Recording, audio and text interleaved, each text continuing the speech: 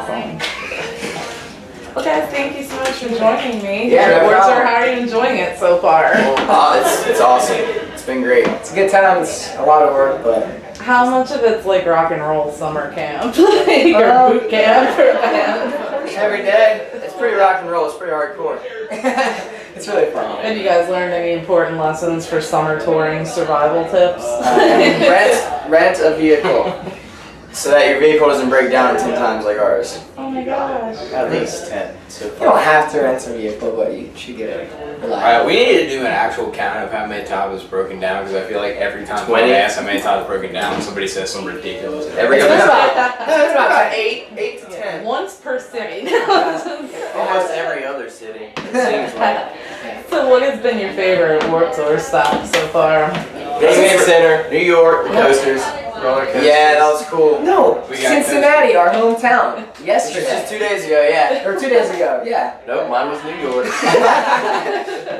In New York, there's a venue with a theme park right behind it. So Just so nice, it's just fun. Okay, that's Oh, no. cool. Sorry. they're full. Did you think they broke? Yeah, I was like, This is 2050. They're neat. They full.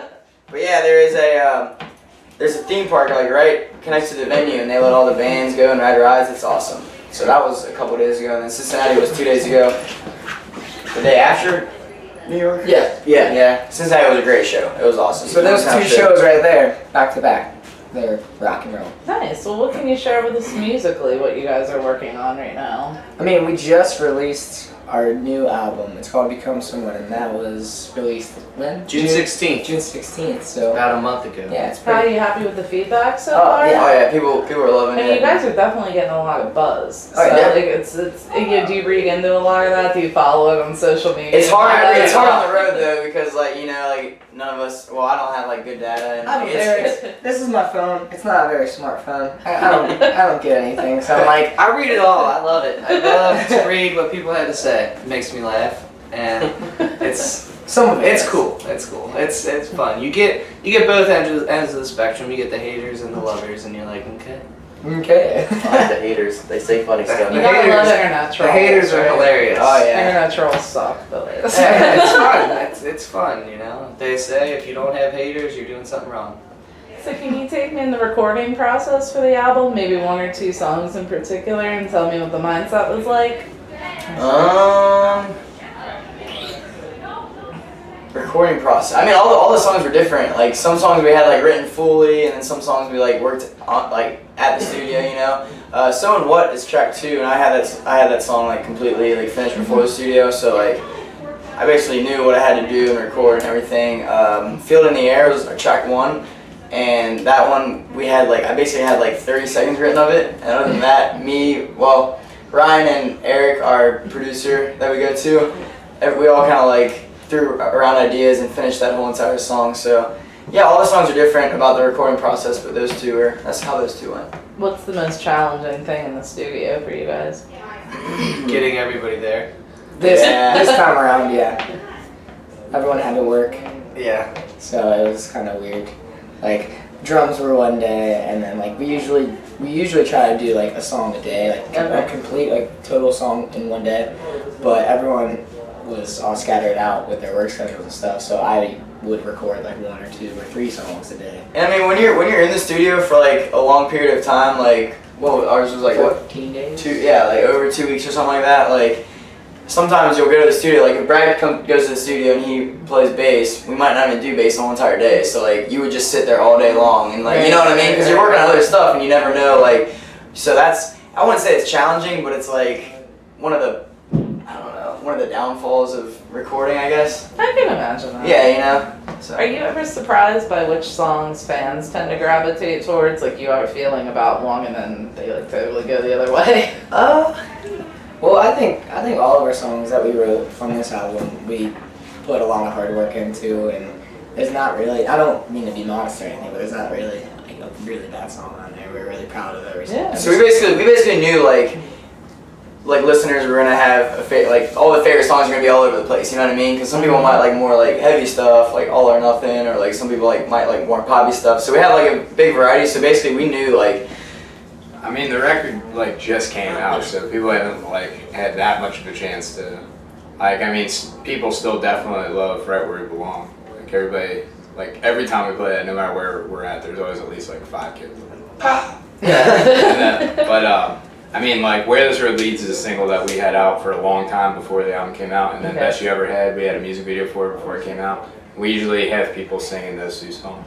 I like that you haven't forgot the art of the music video because I like having a visual element to things, and I feel like a lot of bands are like, yeah, I'm just gonna put the single out, and that, you know, I like kind of seeing that. Cool. Yeah. I mean, when we got the album, we knew it was a platinum record.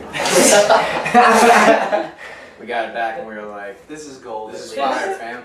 This is at least plastic.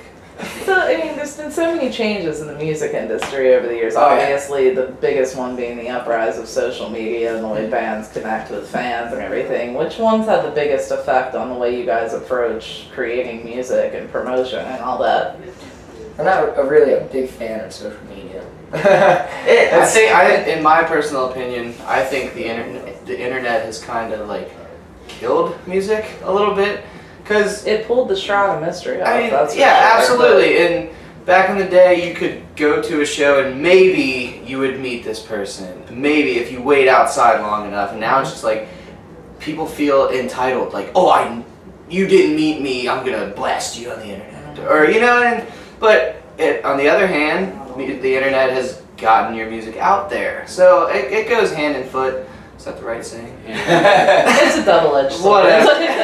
Whatever, you know, it's whatever. But yeah, I think give or take both sides. It's got its positives and its negatives. The internet does, and we'll take what we can get. I'd say it's just the accessibility of being able to get music online, like whether through just buying it on like iTunes or you're downloading it. It definitely makes like back in the day it was a lot harder to get noticed, but once you did, you know, record sales, you'd be like, oh, we just blew up. But now it's a lot easier to get noticed, but it's a lot harder to get really big. Just because there's so many bands out there. I Do you mean, think nobody there's buys more pressure to records stay on the road? People don't. More pressure to stay on the road? Absolutely. But I think that's how it should be. Like, I think if you want to be successful, you should be touring as much as you possibly can. You know what I mean? You need to be playing shows. The live shows are what. Absolutely. I feel like now though it's flip-flop where like, you know, the album used to support the tour and now the tour supports the album. Yeah, and it's right. kind of flip-flop. And that's another thing with the internet. I feel like kids would rather stay home and watch the show on their screen than actually go to the show. Oh, I hate cell phones. Oh yeah, you see people holding up iPads, filming it. It's like, seriously, come on. I don't think they ever watch the footage again. It's Yeah, just, it's just and it takes away from the I'm people behind them and behind. I'm watching it through their screen and I'm not happy about it. Yeah, exactly. It's Live in the moment. You don't need your electronics just. Or snap a couple pictures, you know, take a video for 30 seconds, but other than that, just like enjoy the show, you know? Like, I want to see more live videos of BoyMeetsWorld on the internet. I YouTube that shit. Like, Yeah, once. upload them. People, you gotta I've never seen anything. So what, touring-wise, what is the rest of 2015? I mean, Warp wraps up in about, what, 3 weeks? So Yeah. what's- After Warped, we've got a couple shows on the way back home, and we're working on fall tour. Awesome. I'm Yes. sure that's a mystery right now. As of Right now, yes. as of right Always now, the it's a case. mystery. It's a mystery to us. We don't even know. It's in the works for sure. Yeah, it's something that we're working on. Nice. And we do want to tour as much as possible, you know, like I said, like we have a booking agent now and hopefully we'll be on the road a really good amount. Awesome. Well, we'll look forward to it. Thank you guys so much for taking a Thank few you. minutes to speak with Yeah, me. no, Appreciate yeah. it. Thank